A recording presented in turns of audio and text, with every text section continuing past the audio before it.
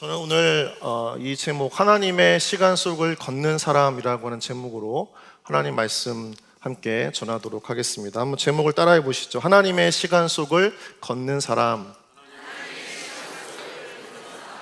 근데 2008년 브래드 피트가 주연한 벤자민 버튼의 시간은 거꾸로 간다라는 영화가 있습니다. 이 영화는 1918년 제1차 세계대전 말미에 80세의 외모를 가지고 태어난 한 아이의 일대기를 다룹니다. 그 이름이 벤자민 버튼입니다. 기이한 노인으로 태어나서 양로원에 버려진 버튼은 그에게 있어서 시간은 거꾸로 흘러갑니다.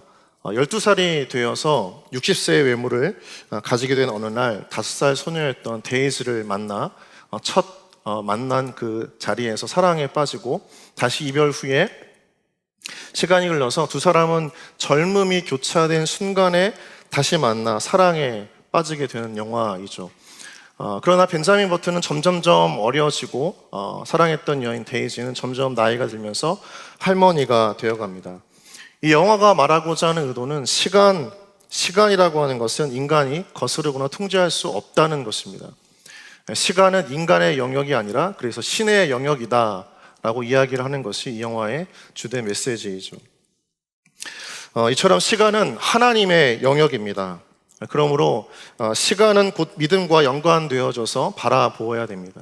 여러분, 크리스천이 된다라고 하는 것은 인간의 시간을 넘어서 하나님의 시간 속을 걷고 있다는 것을 의미합니다. 그렇다면 우리가 하나님의 시간 속을 걷고 있다는 것은 구체적으로 어떤 고백이고 어떤 의미일까? 오늘 세 가지를 통해서 함께 살펴보기를 원합니다. 첫째는 시간의 주인은 하나님이라는 것입니다. 한번 따라해 보시죠. 시간의 주인은 하나님이다. 창세기 1장 1절을 보면 이렇게 기록하고 있죠. 태초에 하나님이 천지를 창조하시니라 라고 말씀합니다. 여기서의 태초는 곧 우주 시간의 시작을 의미합니다. 하나님께서 그러니까 우리 이 모든 시작의 첫 타임이었던 시간을 만드셨다는 말입니다. 성도 여러분, 하나님께서 이 땅에 시간을 만드신 분인 줄 믿습니다.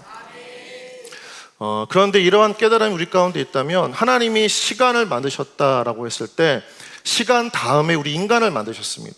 그래서 우리 인간은 인간 손에 시간이 있는 것이 아니라 시간 속에 누가 있는 것이죠? 인간이 있는 것입니다. 하나님의 손에 시간이 있는 것이고 하나님께서 만드신 시간 속에 우리가 살고 있는 것입니다. 여러분, 그래서 하나님은요, 역사에 무기력하게 끌려가는 존재도 아니시고 역사를 방관하는 냉혹한 존재도 아니시고 오히려 팔을 걷어붙이시고 역사를 만들어가는 히스토리 메이커, 그것이 바로 하나님인 줄 믿습니다. 여러분, 그렇기 때문에 하나님의 시간을 인정하지 않을 때 그 사람은 굉장히 불행합니다. 성경을 보면 하나님의 시간을 인정하지 않아서 인생에서 아주 쓰디쓴 아픔과 불행을 경험한 두 인물이 나오죠. 첫 번째가 아브라함입니다. 아브라함은 아내 사라를 통해 주실 하나님의 자손을 기다리지 않고 자신의 의지와 계획으로 그의 여종이었던 하갈을 통해 이스마엘을 낳습니다.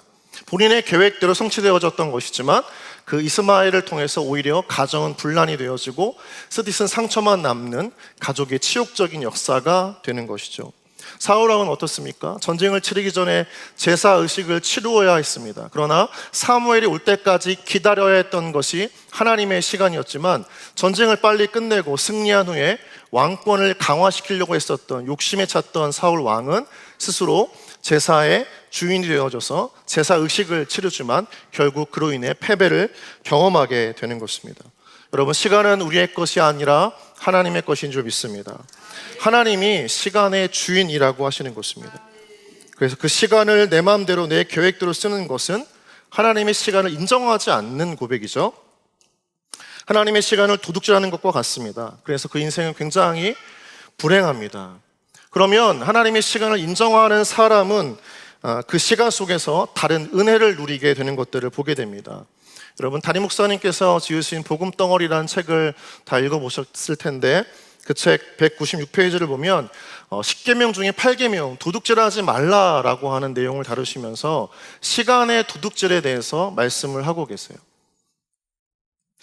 하나님의 시간을 도둑질하지 않는 것은 그 인정하는 믿음의 고백은 무엇으로 나타나냐면 후에 내용들을 보면 주의를 지키는 것으로 나타납니다.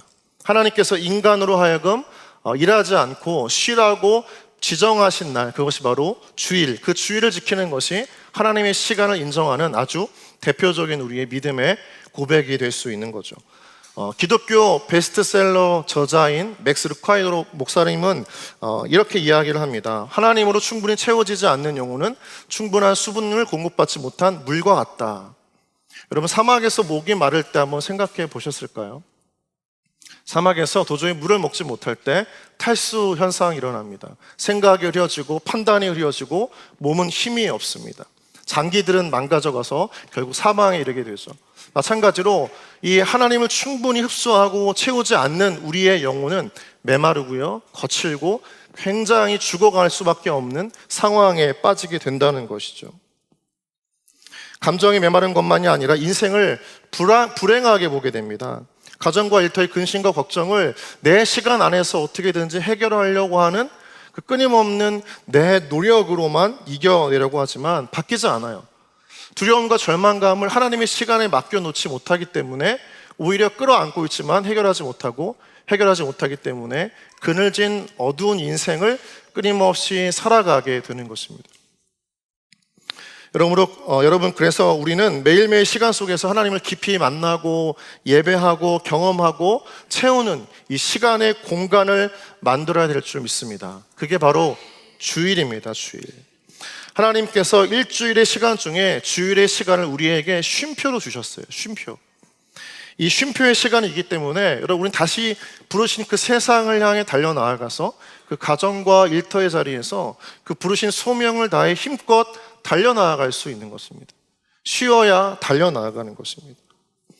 여러분, 그래서 오히려 저명한 예배 영성학자인 마르바더는 이렇게 이야기를 했습니다. 같이 한번 읽어보실까요? 자, 시작. 우리가 안식일을 지키는 것이 아니라 안식일이 우리를 지켜준다. 우리를 쉬게 함으로 다시 세상 속에서 하나님 백성답게 살 수 있도록, 힘을 낼 수 있도록 안식이 우리를 보호한다. 주일이 우리를 보호한다라고 하는 말을 마르바더는 굉장히 강조하고 있는 것이죠. 그렇다면 이 주일의 시간을 어떻게 지키는 것이 회복과 쉼의 시간이 되는가? 유대인들은요, 이 안식일을 지킬 때 세 가지를 행한다고 합니다. 첫 번째 뭐냐면 하나는 뒤를 돌아봅니다. 두 번째는 위를 올려다봅니다. 세 번째는 앞을 내다봅니다. 주일의 시간 속에서 예배를 드리면서 하나님의 말씀을 통해 자신의 지난날 삶을 되돌아봅니다. 철저한 말씀을 통한 자기 성찰에 시간을 갖는 것이죠. 그리고 나서 그 과거 속에서 하나님이 왜 이러한 인생 속에 살게 하셨는지를 바라보기 위해서 하나님을 바라보게 했습니다. 위를 올려다보는 것이죠. 그것으로 끝나지 않고 하나님의 관점으로 과거를 해석한 다음에 다시 내 앞의 인생을 하나님의 뜻대로 살 수 있기를 위해서 기도하고 준비하고 설계해 나가면서 미래를 향해 달려나가는 것입니다. 주일의 예배라고 하는 것은 단지 우리의 쉼만이 아니라 우리의 삶을 정비하고 과거를 반성하면서 다시 나에게 주어진 미래를 달려나갈 수 있도록 하는 하나님의 예비하신 쉼표의 시간인 줄 믿습니다. 여러분, 주일은 꼭 우리 가운데 그런 은혜가 있다라고 하는 것이죠. 사랑하는 성도 여러분, 성도의 시간, 그 시간의 주인은 바로 하나님이신 줄 믿습니다.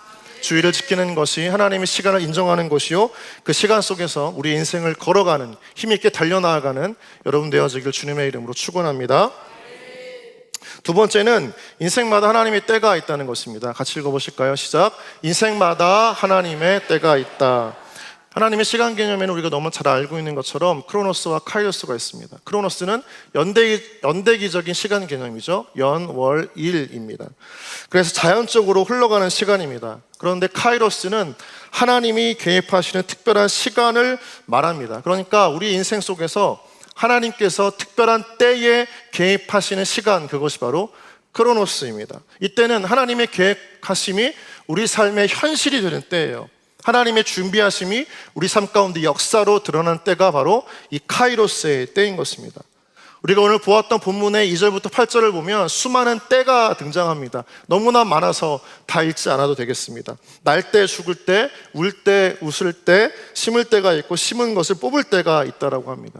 여러분, 하나님께서 우리 인생에 다 정해놓으신 때가 있다는 거예요. 하나님께서 정해놓으신 때를 말하면서 저는 저의 첫째 아들 지호를 이야기하지 않을 수가 없습니다. 저와 아내는 2016년 1월 19일에 만나서 그해 9월 24일에 결혼했습니다. 아내는 지금도 너무 빨리 결혼을 결정했다고 1년 정도는 좀 지켜봐야 됐는데 후회한다라고 가끔씩 이야기를 하지만 저는 하나님이 완벽한 타이밍이었다고 생각합니다. 왜냐하면 저를 더 깊이 알았더라면 아마 저랑 결혼을 하지 않았을 것이라는 저희 추측 때문입니다. 그래서 아내는 지금도 저에게 가끔 늘 평생 좌우명으로 삼으며 잊지 말라고 기억해야 할 네 글자를 늘 끊임없이 암송하라고 이야기합니다. 그 네 글자는 평생 감사입니다. 평생 감사하라고 저한테 이야기를 하고 있어요. 그렇게 감사하며 결혼을 하고 그해 12월 임신을 하고 그 다음 해 9월쯤 예정일 어느 날 아이를 만날 때가 다가왔습니다. 조금 예정일보다 일찍 찾아왔습니다. 진통이 찾아왔고 그날이 주일이었습니다. 저는 당일날 일부 사회를 했었기 때문에 일부 사회를 마치고 내려오는 길에 아내의 연락을 받고 아내가 근무했던 병원으로 달려가서 곧 지호를 볼 수 있겠다는 설레임과 기대감을 안고 병원에서 기다리기 시작했습니다. 여러분, 그런데 그 기다림의 시간이라고 하는 것은 너무나 끝이 없었고 분만실에 들어가서 약 12시간을 진통을 했지만 끝내 자연분만은 하지 못하고 마지막 제왕절개로 저희 첫째 아들 지호를 만나게 됩니다. 지호의 생일과 저의 생일이 그래서 같은 날입니다. 제 생일은 없습니다.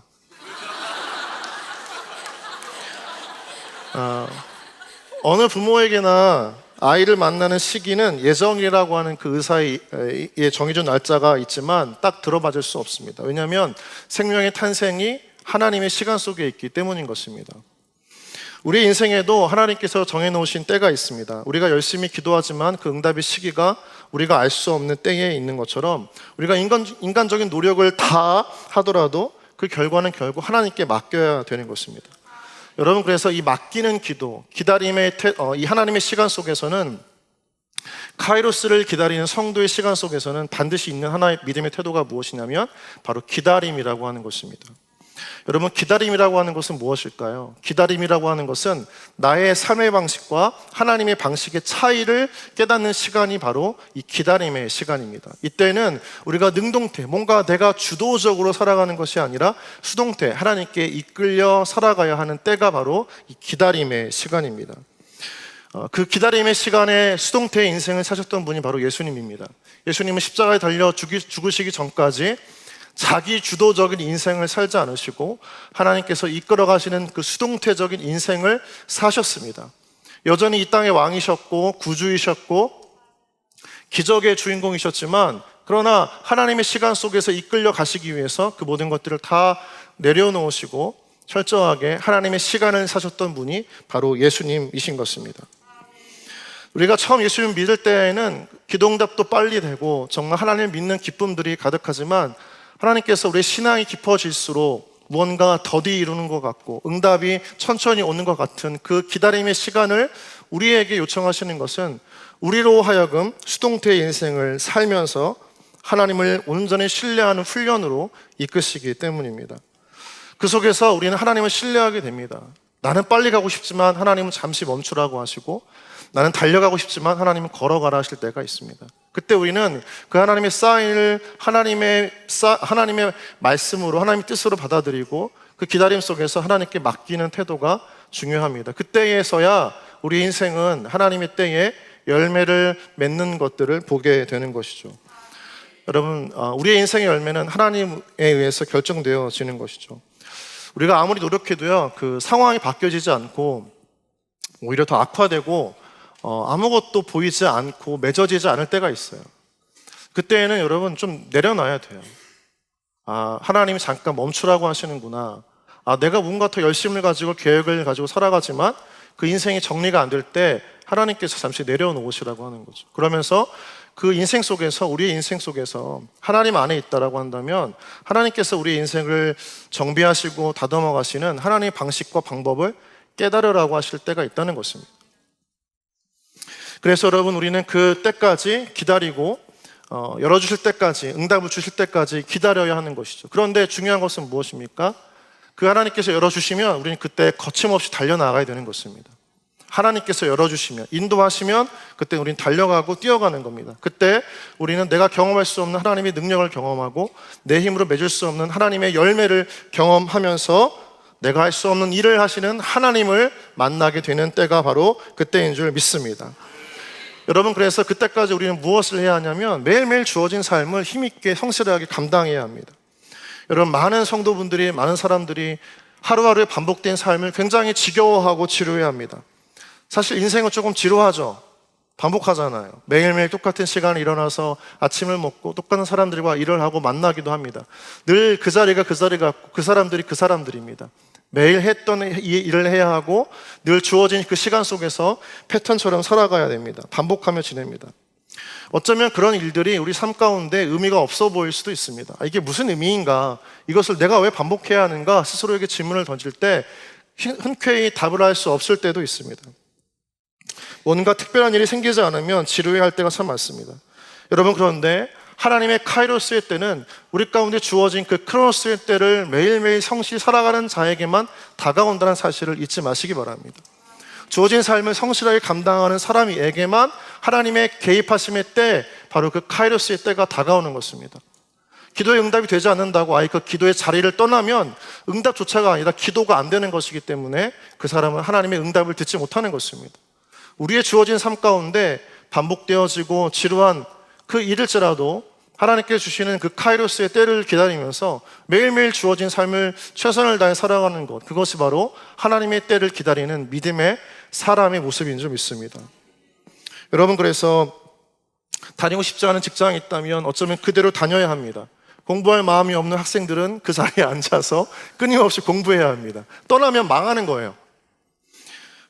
그리고 기도 응답이 되지 않는다고 해서 그 자리를 떠나면 안 되고 더 오랫동안 기도하고 기다려야 됩니다.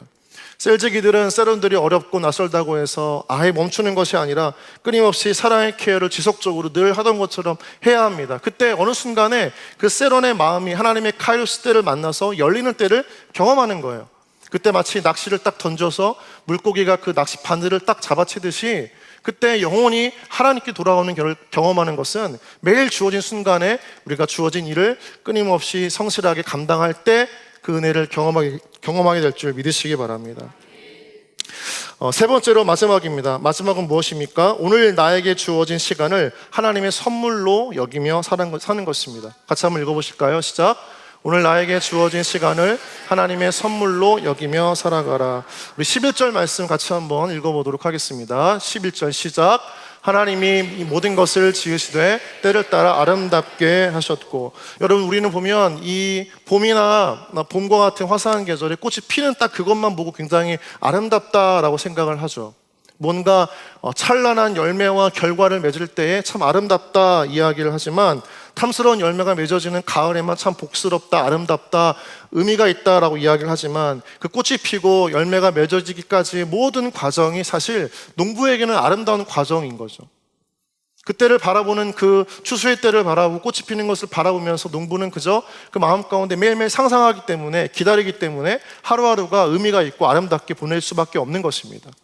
여러분, 우리의 시간 속에서 지루하고 반복적인 삶을 살아가지만 하나님께서 우리 인생 속에서 반드시 그런 수의 때를 작정하시고 그 믿음이 있다면 여러분, 오늘 우리의 하루는 무엇입니까? 그 하나님 때에 점점점 다가가는 역사적인 날이 된다는 것입니다.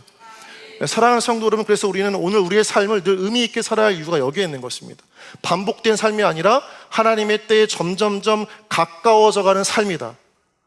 그 삶의 태도를 가진 사람은 오늘 삶을 기대하게 되는 것입니다.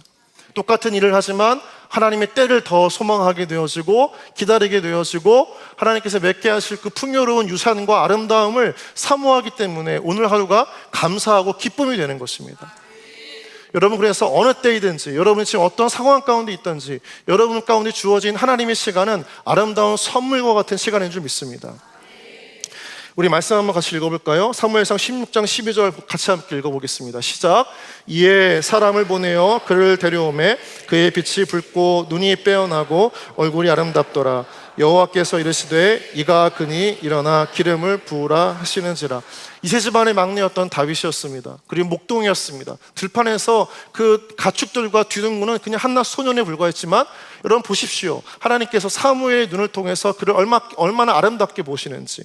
12절을 보시면 그의 빛이 붉고 눈이 빼어나고 얼굴이 아름답더라. 하나님의 시간 하나 있는 다윗은 너무나 아름다웠던 것입니다. 그가 어디에 있든 무엇을 하든 어떤 존재와 위치를 가지고 있었던지 간에 중요한 것이 아니라 하나님의 시간 속에 다윗이 시작되어졌고 다윗이 있기 때문에 그의 인생, 그의 얼굴은 아름다운 인생이 된 것입니다. 다니엘은 어떻습니까? 우리 다니엘서 1장 15절 말씀 같이 읽어보시겠습니다. 시작. 열흘 후에 그들의 얼굴이 더욱 아름답고 살이 더욱 윤택하여 왕의 음식을 먹는 다른 소년들보다 더 좋아 보인지라.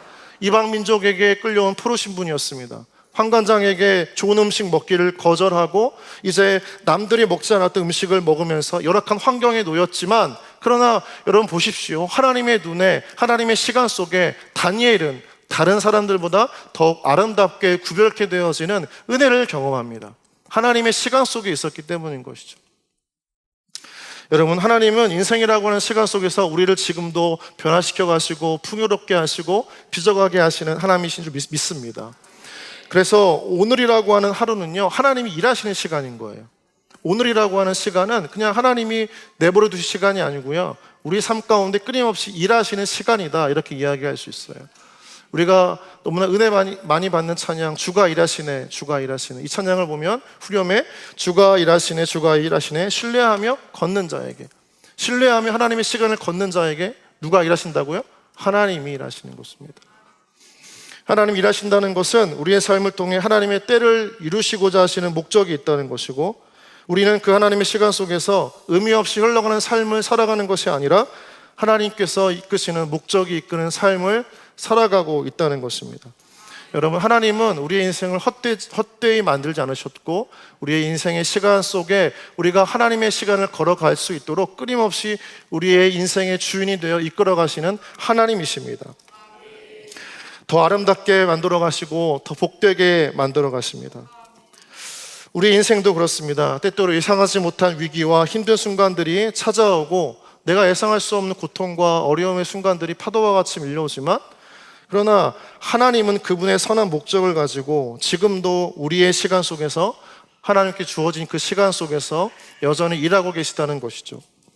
여러분, 그러므로 오늘이라고 하는 시간은 덧없이 흘러가는 시간이 아니라 하나님께서 우리를 빚어가시는 시간이요, 하루하루가 아름다운 날들이 되는 것입니다. 이 날이 바로 하나님의 선물이고, 오늘 우리가 그 인생을 살아가고 있는 줄 믿습니다. 말씀을 맺겠습니다. 사랑하는 성도 여러분, 오늘날 세상은 우리로 하여금 하나님 앞에 우리의 존재와 인생을 멈추어서 묵상할 시간을 주지 않습니다. 뭔가 쫓기듯 살라고 이야기를 하고, 뒤처지지 않기 위해서 경쟁해야 한다고 하고, 달려가야 한다라고 이야기하고 우리를 몰아붙입니다. 불안과 근심 속에 끊임없이 움직이게 만들면서 시간을 내 중심대로, 내 뜻대로 쓰라고 이야기를 합니다. 그러나 그것은 하나님의 손에 달려져 있는 믿음의 인생을 사는 성도의 모습이 아닙니다. 우리의 인생은, 우리의 시간의 주인은 하나님이시기 때문에, 그 하나님께서 우리의 시간을 이끌어 가시기 때문에 우리는 두려움과 불안과 걱정과 근심 없이 하나님께 맡겨지는 인생을 묵묵하게 걸어가고, 그때 그 성도를 통해 하나님께서 그 인생을 더욱더 풍요롭게 하시고 아름답게 빚어가시는 믿음의 사람 되어질 줄 주님의 이름으로 축복합니다. 시간에 쫓기듯 살지 마십시오. 내가 시간의 주인인 듯 살지 마십시오. 하루가 괴롭고 고통스러운 날이 될 뿐입니다. 그러나 하나님의 시간 속에서 걷고 있음을 기억하십시오. 쫓기듯 사는 인생이 아니라 하나님의 선한 목적을 가지고 주님께서 이끌고 개입하시는 인생임을 잊지 마십시오. 그때 우리의 오늘 하루하루가 창조의 하나님을 통해 날마다 가꾸어져 가는 아름다운 선물과 같은 날이 될 줄 믿습니다.